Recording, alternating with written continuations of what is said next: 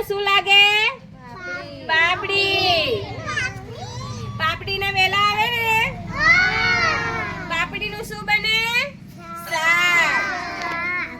ચાલો, આ શેનું ઝાડ? જમરૂકી. આને શું કહેવાય?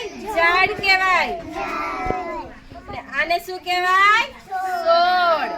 આજે આપણે જે બી વાવી એ બી નું શું થાય? વેલા. તમે જોયા ને બધાએ?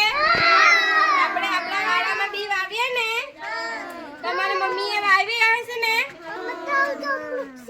તમારા ઘરે જમરૂખ છે? હા હા, એનું ઝાડ કહેવાય. ટમાટા હશે? જો અવનીના ઘરે તુવર રોપેલી ને અવની? હા,